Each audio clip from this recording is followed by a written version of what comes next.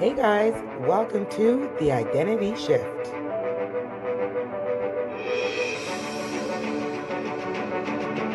Hello, everybody, and welcome back to another episode of Identity Shift. And I'm your girl, I'm your host, Tia Upshaw. And today we have, as I call her, my twin, we have the fabulous Nikki Clarke, all the way from Ontario, joining us. Nikki Clarke is everything when it comes to businesses, entrepreneurship, celebrating Black women, celebrating Black businesses, celebrating anybody from the marginalized and racialized communities. And of course, she is the CEO and founder of the Nikki Clarke Show, which I absolutely love. Hi, Nikki. How are you? Hello, Miss Tia. I am so blessed and honored to be here. How are you doing? I'm good, darling. I'm good. I'm just every time I look at you, I'm just like, oh, it's Nikki. I remember the first time I met you, and I met you in person last year. I went to your was it 10 years of the Nikki Clarke Show anniversary? Yes, 15. And 15 you were years. there. Sorry, I was so 15 happy to years. see you in the audience. Yes. And I was in the audience. I was like, I can't believe I'm here. Like I was so excited about it because there's not a lot of us doing what you're doing. So when I actually connect with someone like you and then I get invited to that and I'm sitting there and I get to get a picture with you, you're actually our pictures on my office wall. And I'm just Oh, like, this is like the Ricky Lake. This is the Oprah. This is the next. Like Nikki Clarke is the next coming up. Nikki, for our thank you so listeners much. and our viewers, tell them a little bit about who you are. Absolutely. Well, thank you so much, Tia, for this invitation. I really appreciate you. And yeah, when we met, it was just like twinning, right? Literally. There's so much that we have in common. So the decision is that we're going to go through the family vault and see where the Absolutely. connection is. But I have to say, first off, that I'm very proud of you and Oh, congratulations. thank you. For all your success is well deserved. So you inspire me. Oh, But a little bit about me. I think I can say I'm a woman of many hats, and thank you for that introduction. But yeah, originally from Jamaica, grew up in Montreal, Quebec, so I speak French and English and patois. what? And yeah, so entered the world with this desire to connect people through communication. I wanted to be a talk show host from the time I started university. I studied film and communications at McGill, and that was the year Oprah Winfrey launched her show. And I remember coming home one day and turning on the TV. And remember when remotes were about this big and you Yeah. had to slam them down to switch the channel? Well, I was just going through the channels and I saw this beautiful woman with so much eloquence. And she was talking about things that to me was incredible. It wasn't superficial. It resonated with, what I believed in terms of helping people move forward. And I said, that's it. That's what I want to do. So I made this decision internally, and then I wanted to share the good news with my strict disciplinarian, academically driven Jamaican parents. Oh gosh. And they said, no, son, there's no money in TV. You need to stick to being a teacher, a lawyer, a doctor, but don't be the family disgrace. Oh, So I decided to do the teacher route, which I did happily for over 10 years. wow. I ended up being a college instructor in the Faculty of Early Childhood Education and Community Development. I did that. That It was makes my sense love. though. Thank you. So with that, I developed, I guess, my chops in community work because I was volunteering in the space of, family support and also, anything related to teaching. I was, volunteering to support that part of my profession. But I felt, Tia, around the 2008 mark, around that time when I was teaching, I was like year nine Mm-hmm. in the space of teaching college. I had what I call a divine whisper, and Yeah. the divine whisper was saying to me, what was the plan? Remember the plan? You wanted to be a talk show host, and I thought, okay, whisper, go away. Right now, I have a comfortable corporate position. doing 9 to 5, and at the time, single mom, raising 3 children. I can It, resonate it's with that. it's not the right time to come around and start Nope. whispering, because this is looking, pretty safe to me. But the whisper said, I'll be back next week. And it returned. And it just got louder and louder. And I thought, okay, how do I start this? I don't have the platform. I don't know how to start. Sure enough, I got a call from a local online TV channel. It was an online TV production Wow. before online became a thing, and that was Online. Yep. 2008. So they invited me to come and speak about some of the work I was doing in the community. And then after the interview, I got a call from the online TV channel owner, and he said, "Look, yeah, I like the way you interview. Have you thought about having your own show?" So he planted a Yes. seed. Thanks. He planted a seed August 2008. And I came back to him the next month and I said, I have a show called And the Beat Goes On. What it would do, it would profile artists in Toronto and beyond, give them a little chance to showcase themselves, and they had to perform live. And he's like, you know what? If you have the time and the dime, we can make it happen. So October 2008, on a Saturday, I altered from Miss Nikki Clarke in the classroom, and that Saturday night when I launched the show, I became the persona Nix on the Mix. Oh my And that's God. where I'd play throwback R&B and B and soul, Hmm. reggae, the whole works, hip hop. And then I brought artists on to be interviewed. And one of my very first artists I got from a Facebook post. I said, okay, Nick's on the Mix, Saturday at 8 o'clock. We're looking for guests. So this person wrote me back and said, Miss Nikki, I think I could be a really good guest for you. But let me know what you think. So I said, kid, don't embarrass me. It's Let's live, get you on. you know, make sure that you're good because a lot of people are going to see it. So he came on the show. The young Abel, 19 years old, came on, talked about his passion for music. And then Tia, 4 years later, the weekend explodes. So Wow. Abel became the weekend, and I am just so proud to be part of that journey. You never know who you're going to Never have know. at at your table, on your couch, and where they're going to go. So this is what happened. I realized that the show was becoming a platform to open doors for people who needed that chance to showcase themselves. The show later changed from the focus of just musicians to just all walks of life. Yeah. And I changed the name from that to the Nikki Clarke Show, to show that I was open to changing as well. And I was going through a lot of internal changes, and I wanted the show to be more meaningful in allowing people to come on and unpack about their situations, about their stories. Yes. And by this cathartic emotional release, they were able to heal themselves. And people who were listening were also being healed because they recognized that they were not isolated in that experience, that people were going through it. There was a community of people who were there to support them. So the show was that safe place to do it, and also to provide resources for people to become unstuck personally or professionally. So 15 Absolutely. years later, my darling, the Nikki Clarke Show has been, doing what it does, transforming lives one story at a time. It started Absolutely. It with is. the online model, and now it's on Afroglobal Television, and I'm so thankful for the partnership and Yeah. support. It's across Canada, on 5 different cable channels, and it's also seen in Jamaica, my home Oh, home country, country. Yep. There we go. and Nigeria and Ethiopia. So the whisper, finally, I answered the Wow. whisper, and this is where it's taken me. Oh my goodness. So Nikki, I have to ask you. My fiance is Jamaican, and I know how much Woohoo! academia means to him and our stepchildren. What did your parents say now? What do they think now? My parents, that's my girl. You see that? Absolutely, as they That's my should. Nikki.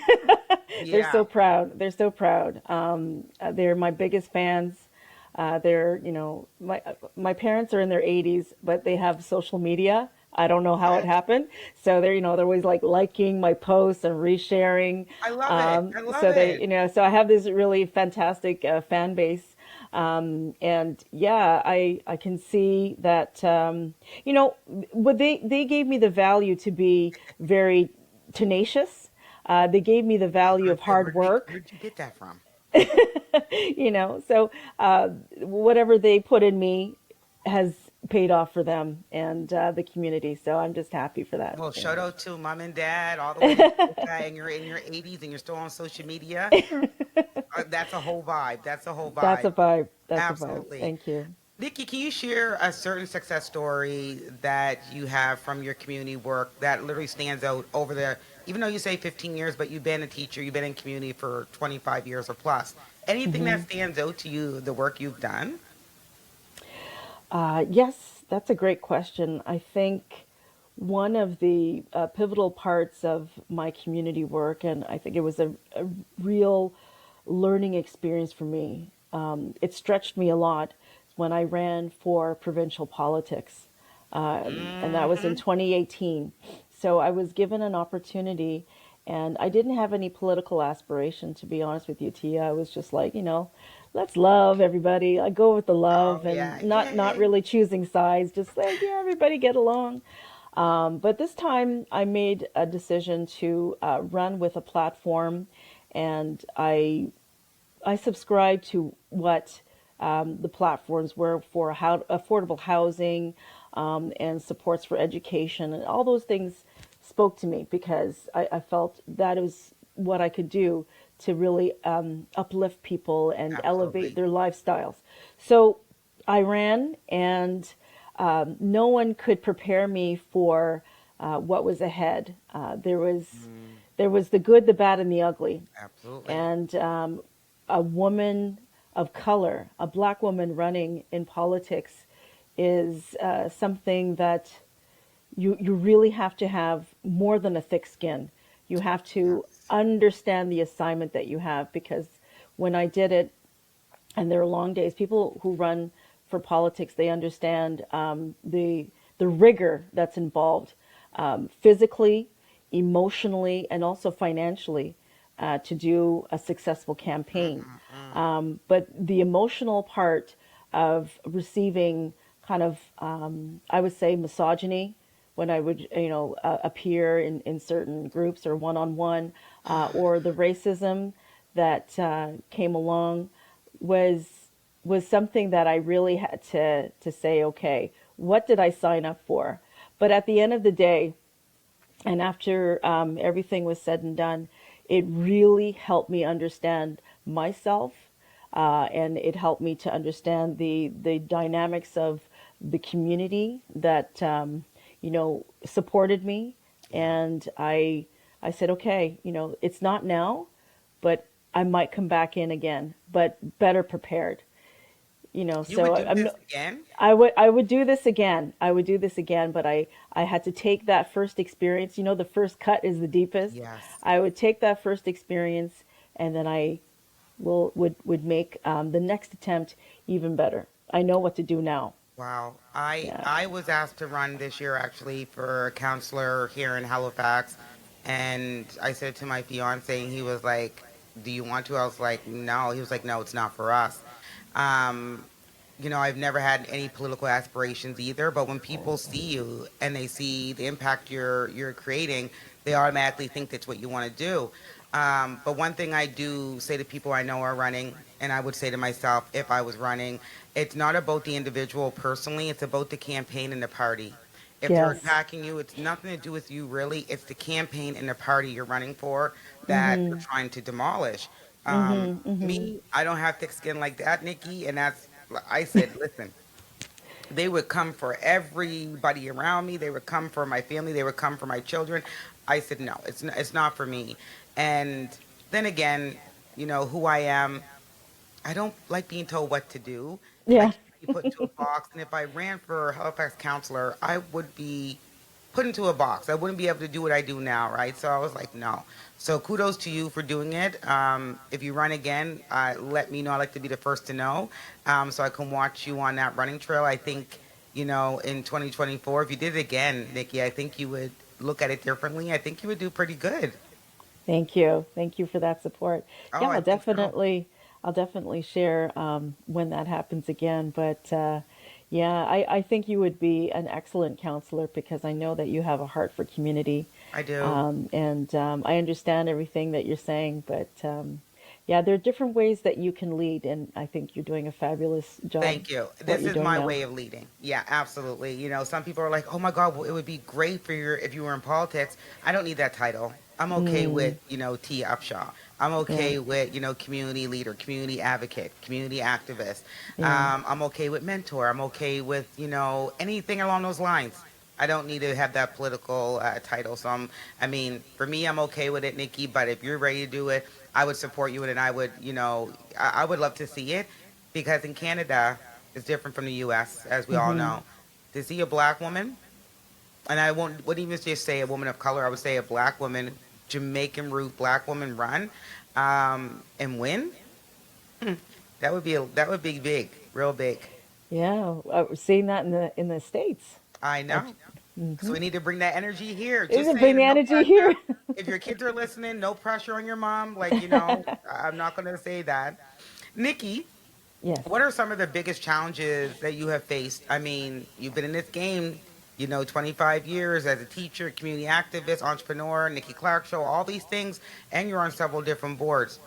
What are some of the biggest challenges you faced over the last 25 years, Nikki, creating this name for yourself? That's a great question. I think the biggest challenge was getting in my own way Mm-hmm. and recognizing my own insecurities and fears, and I would say imposter syndrome. Yeah. Like, do I really belong here?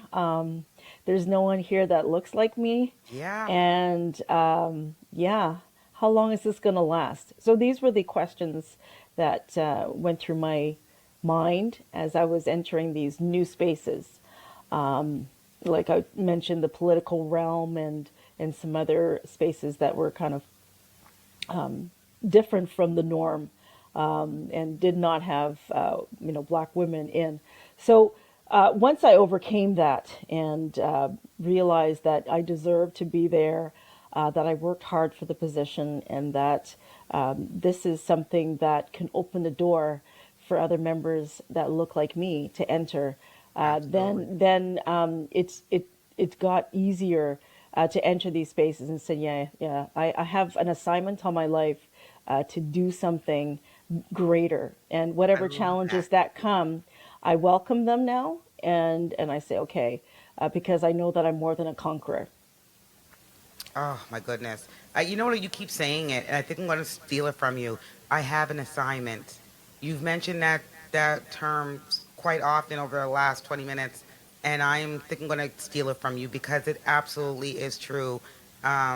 When you have an assignment, you have to do the work. You have to. It's planned out for you. This is what needs to be done. Hmm. And when I asked about barriers, I know there's tons. There's probably a list of them. You go to sleep tonight, you'll be like, I forgot to tell Tia about these barriers. There's so many for us. Yes, Um, but you have an assignment, Nikki. It can't stop now. can't stop it now. Absolutely. So the assignment reminds me that the purpose is bigger than me. It's Yes, bigger than my ego. It's bigger than my weariness or my fatigue or my lack of this or less of that. So when you keep that in mind, it's just like, okay, got to get up because I gotta have get an up, gotta get assignment, going. and if you're a good student, you got to get that homework done. Absolutely. And that brings me to my next question because you mentioned fatigue. You have Hmm. multiple roles. And I wish your children were on here because I would ask them too. Because my kids would tell you, they would tell you all kinds about me when it comes to time management. You have multiple roles, and it got to be tiring and stressful. How are you able to balance everything, and including songwriting, including the side hustles or the hobbies you may have? How does that look for Nikki Clark? That's a great question. And can I give a shout out to my children? Because Yes, you please mentioned do. them. So I have three wonderful children. My daughter Navon is 33, married. I have another daughter, Kyra. She's 30. And my son is Josiah, who's 28. He just moved to Germany, got a job in Munich in his Wow. position in IT. So really proud of the three of them. Congratulations to those Thank you. three young women and men. Thank you so much. Thank you. They're my success story. And I have to say that they fueled my passion to do what I do. But the question you asked me was the fatigue. Yeah, the fatigue is It's there. real. Not going to pretend that it doesn't exist. There's the emotional fatigue, physical fatigue, and sometimes the spiritual fatigue. Mm. Because I say you can't you can't run on an empty love tank No. when your work is to give and to support and counsel and all that. So if your tank is empty, you can't do what you need to do effectively. So I'm still, Tia. I become still, Yeah. and that means I carve out time intentionally to be quiet. I can go for a whole day without speaking, so I can just meditate, listen to music, Facts. read, and to refuel myself. I like to do that in nature. I go for walks. I'm blessed to be in an area where there's water, so I go by the water and I just watch the waves. Wow. But this is my way to spiritually reconnect, and also my best ideas come from moments of stillness. Yep. I'm able to problem solve and I'll give myself the joy that I need internally, because when you're doing this work, sometimes you're not going to get cheerleaders when you're doing Oh, firsts of Lord, this no. or first of that. You're going to get some resistance. Yep. So I've learned over the years to become my best cheerleader. Not to say that I don't have them, but sometimes you need to have the intrinsic value that what you're doing is because of I'm making myself happy, I'm making myself proud, I'm achieving, Absolutely. instead of going, okay, well, do you think I'm okay, and getting the No. external validation. You have to do that for yourself, right? So Oh my goodness. For me, and I love what you're saying because for me, my oldest is 28, and my middle is 26, oh, 26, yes, and my similar youngest is ages. 17. Okay. And my 17-year-old, she's like, "Can we put something on in the car, some music or something?" And I'm like, "No, I need quietness." So when I drive, Nikki, I drive with nothing on. I tell you, people don't like driving with me because that is my still moment. That is my quiet Mm, moment because my best ideas and my processes come from being in quiet spaces. mm-hmm. And I'm not blessed to live by the water. I mean, it's only like a 10-minute drive. But I do the beaches. My fiance will tell you. I love to go to the beach without anybody, just me. Mm-hmm. And, my earphones and my phone because I'm listening to stuff. And I just lay there for like 2, 3 hours. I love Not a that. problem. So kudos to you that you do carve out that time, that you figure out that's what you needed, because a lot of people are going through the phase of burnout because they don't realize what is needed to keep them going. So kudos to Mm. you. Jeez. Thank you, thank you. And I love that sitting on the beach is phenomenal. Like Jamaica, uh, Oh, that's not. I don't go down wherever. until February, but I do go down for a few weeks in the winter. Yeah. And my fiance does live in Canada for 8 months out the year, and then he's back in Jamaica in the winter time. And I go right down behind him, and I someday I'm just gonna retire and live in Jamaica. We'll see. We'll see what Yeah. happens. Yeah, that's my plan too. So, So you we have a go. better way of doing it. Like, you're from Jamaica, right? You're not changing your whole culture and everything different. You know what goes on in Jamaica. You know how to live. You know how to survive. Your parents. For me, it's like, I mean, I've been with my fiance. We're going on 11 years in October, and I go down all the time. Yes, but to take me out of Canada and what I do here to put me in Jamaica, can I survive? Can I do it? He says I can. he said it'll take a little bit of changing your brain of how you like spending money, Tia. But you can most certainly do it. So we'll see what happens. Maybe I'll see you down there, Nikki. I'll be like, hey, girl, we did it. Yeah, we could be like the Golden Girls and be, retired and Absolutely. just kicking it on the beach, with a red stripe or what Oh, have you. girl, don't get me excited. Um, you talked about the recognition and the validation, which brings me into my next one. I went and Googled, and the amount of awards you have, Nikki, and recognitions and nominations, and it's insane. Um, do you feel that these awards, top 100 accomplished Black Canadian women, 100 Black women in Canada to watch, the list goes on. Um, have those awards helped you create a bigger platform? And if so, what does that mean to you? That's a great question. I think, first off, I don't really seek a lot of, the wonderful, um, rewards and awards and recognition.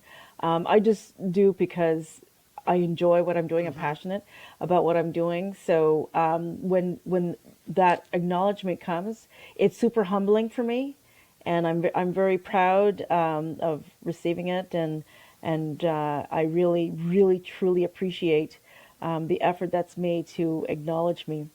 Has it created a platform? I think what it's done is it's given women who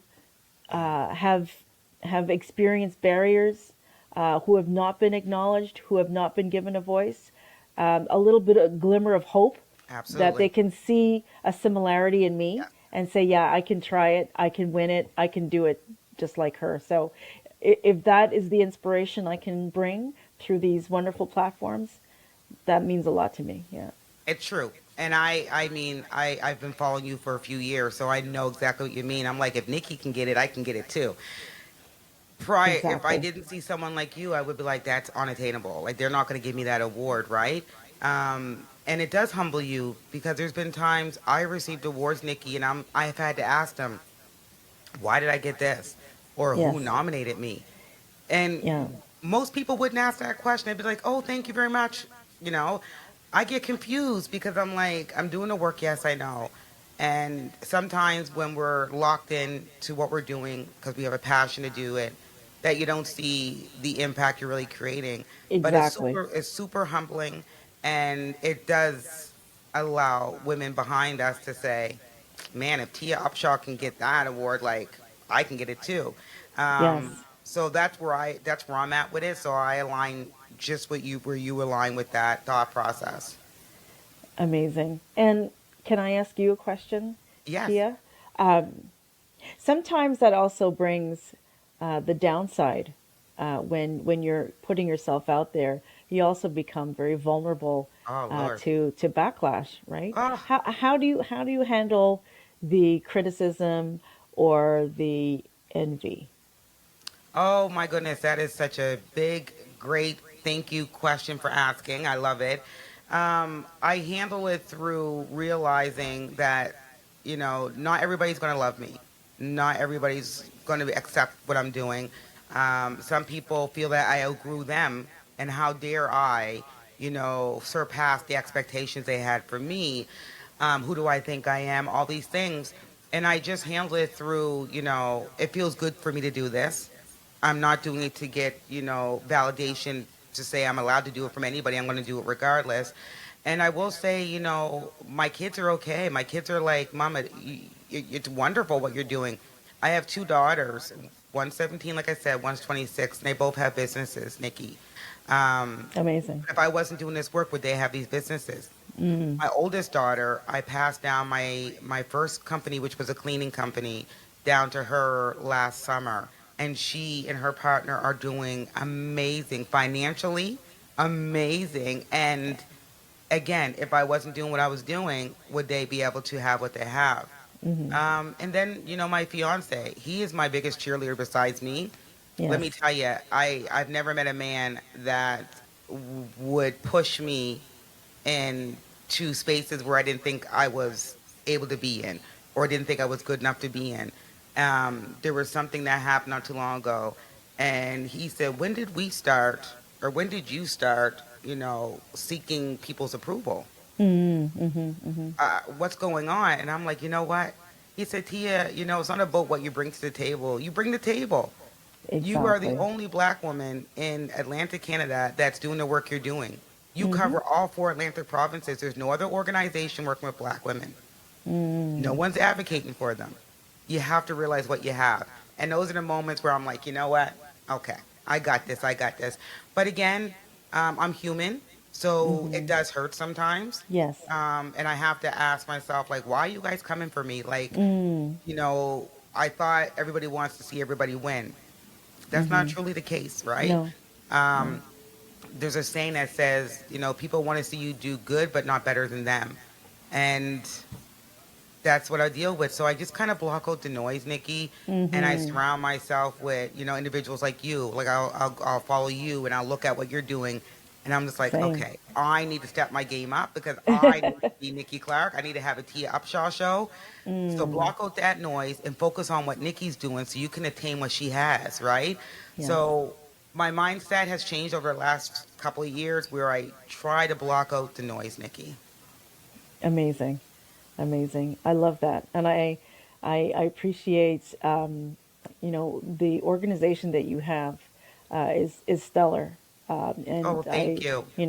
whatever supports you need to keep that vision going, 100% behind you. And I Absolutely. appreciate that because, like I said, it is the only organization for Nova Scotia, Newfoundland, PEI, and New Brunswick. There is no other Mm, organization with the mandate to, educate, inspire, and empower Black women entrepreneurs. BIPOC, yes. Marginalized women, yes. Women of mm-hmm. color, yes. But none for Black women. None for Black And women. my definition of a Black woman is, African Canadian, Mm-hmm. women from the African diaspora, and Caribbean women. I'm the only Mm-hmm. organization. And I think that's why we've done so well over the last, we're going on 4 years young, September, and we've done well and we've had great impact. And I think that's the reason why. It's because we are centered. We know what we want to do. We won't Mm-hmm. derive off of our mandate. Mm-hmm. And we just do the work in the community. We're grassroots. We're on the ground with a Black woman who just started a business or opened up a brick and mortar. I will Mm-hmm. show up to her opening. I will Mm, literally, as CEO, I will show up to her opening and give her a card from the organization, let her know what supports are out there for her, right? mm-hmm. And a lot Mm-hmm. of organizations here don't do that. So it's a little Right. bit different. Yeah.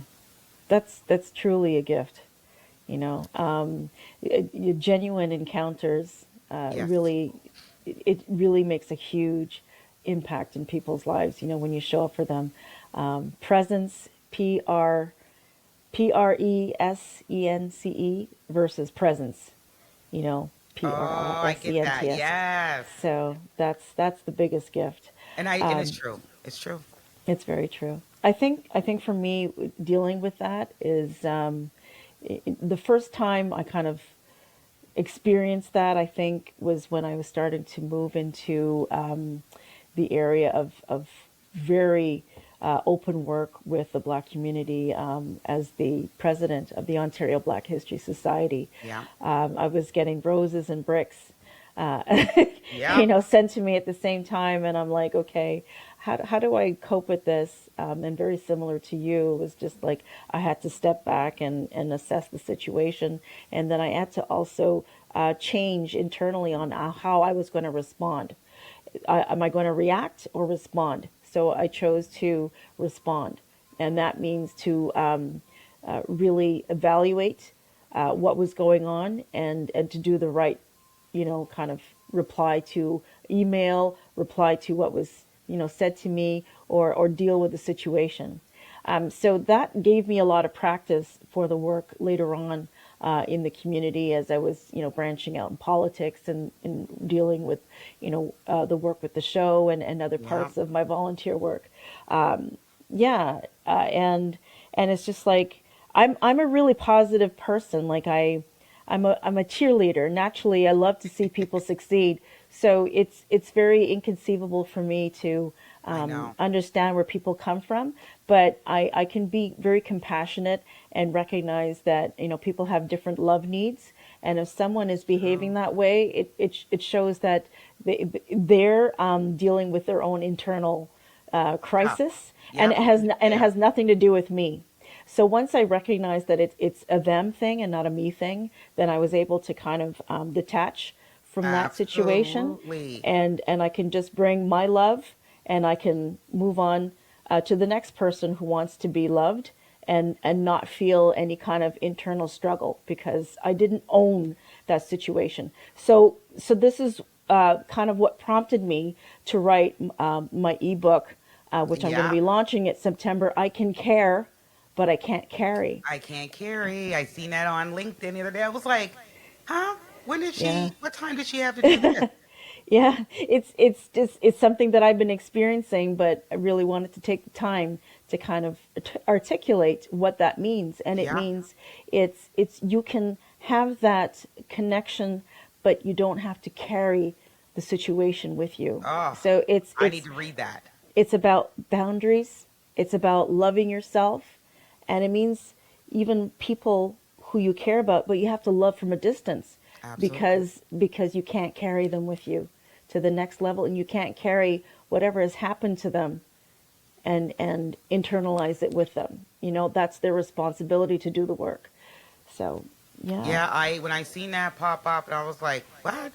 Okay. And now that you're kind of giving some more content behind it, it is a true fact. And I like the title of it because it's everything about what I'm going through right now. And I call it the soft girl era.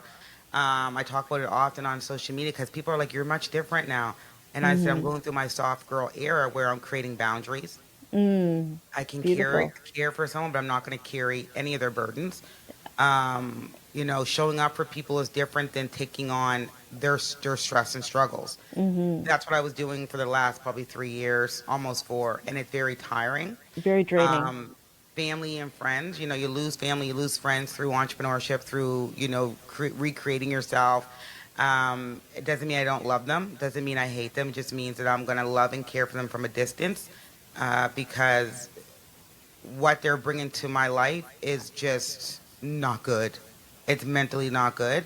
So this, ebook, I can't wait to get it because it is a thing. It is a thing, and most black women won't speak about it, but I do. Yeah, I do too. I do Yeah. too. So Yeah. congratulations, kudos to Thank you. you. Thank you, I my have dear. to ask, when is it out? It's coming out the week of the Reconciliation and Truth Day. So I'm actually going to be launching it in Halifax.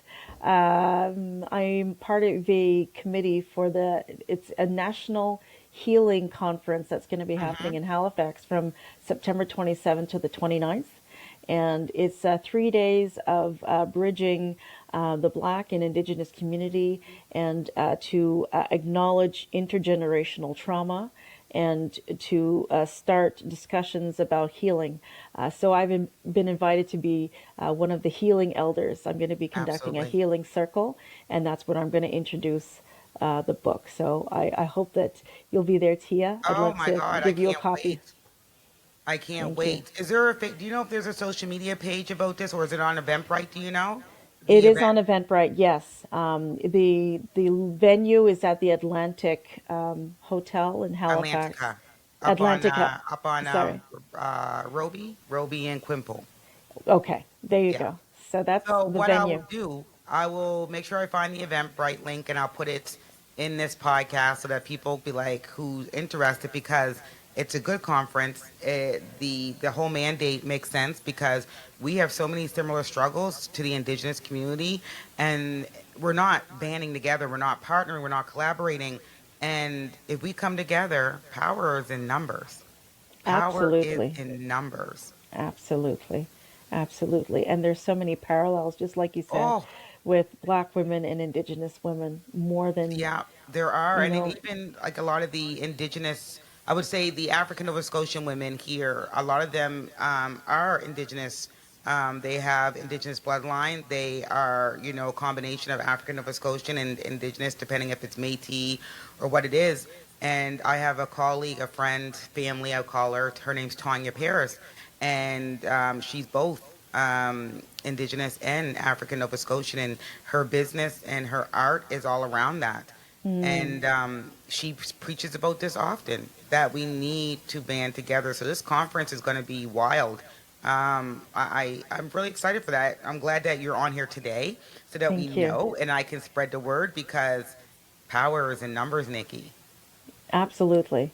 Absolutely. Wow, Amen to that. exciting. So I'll make sure Yeah. I get your ebook when you announce it. I'll wait for all that and then jump on and download that. I'm excited for that.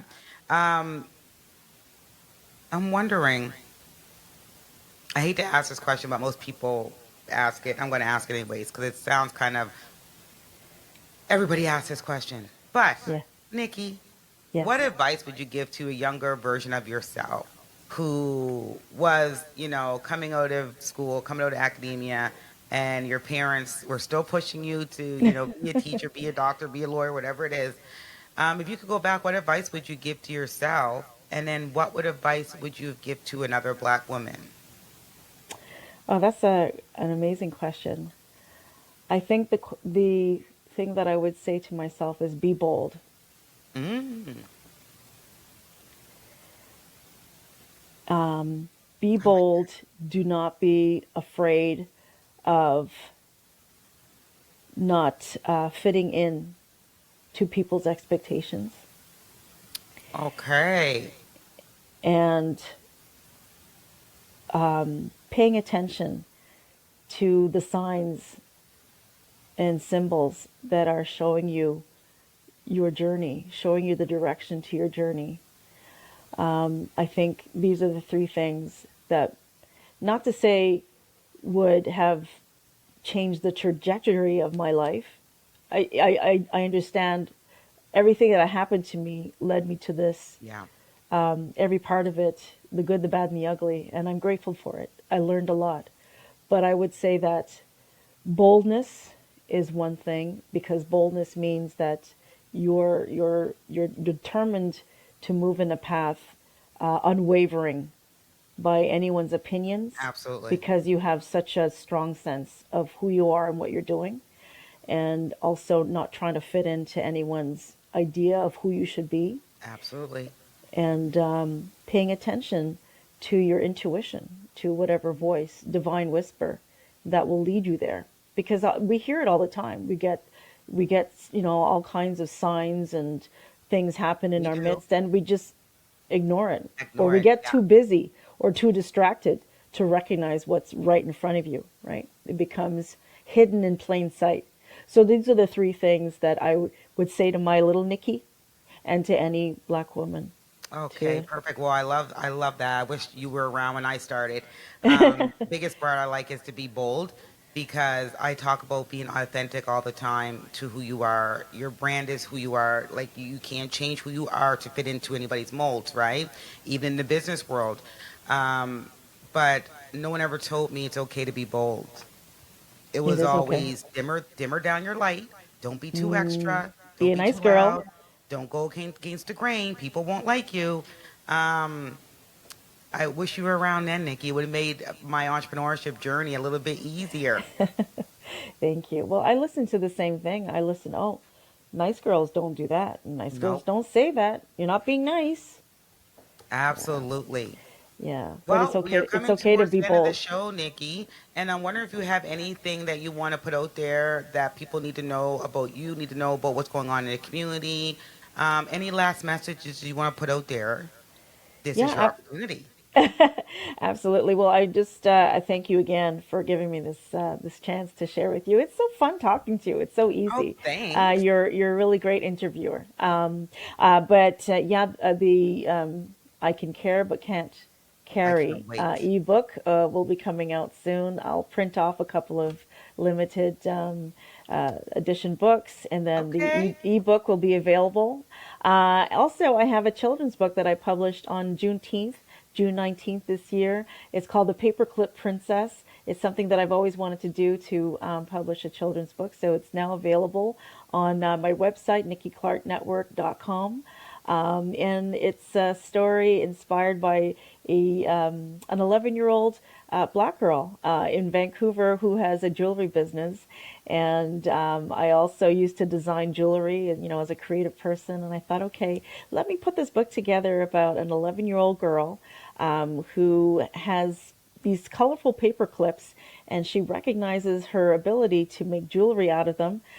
She brings them to school and it becomes a hit, and she turns this creativity into a business. So in Oh, the I love book, that. it identifies creative expression, and it also talks about entrepreneurship for young children and introduces vocabulary like marketing and website. So things that they need to know to get themselves started in their little business. So yeah, that's what it's about. Okay, I'm excited for that too. I didn't know that, but I will be putting all the links in here, and I'm going to try to grab some images of the both of the books from your LinkedIn and pop the images in here Thank too you.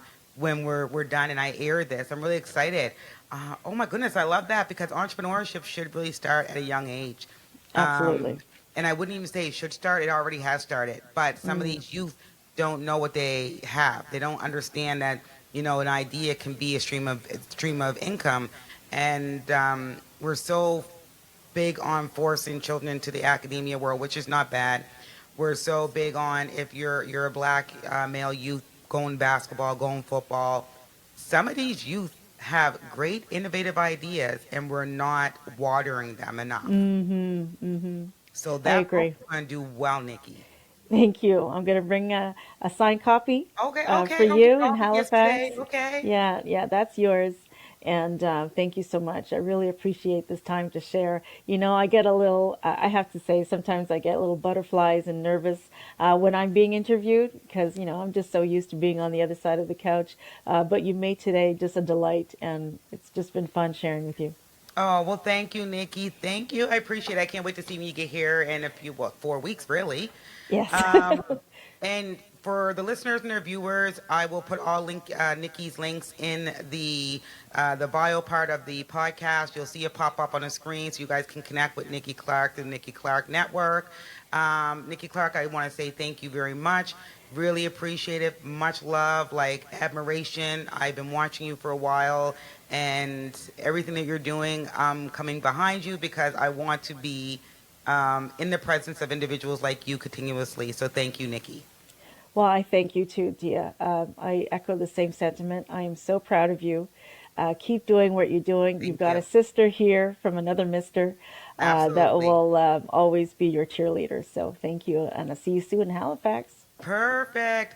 So there we are, you guys. If you love this episode today, make sure that you subscribe to our YouTube page, go over to our Spotify, and tune in every single Friday at 12 p.m. And until next time, guys, Tia Upshaw, thank you very much for joining the Identity Shift. Diaz. See ya. Thank you for listening to Identity Shift. See everybody next week.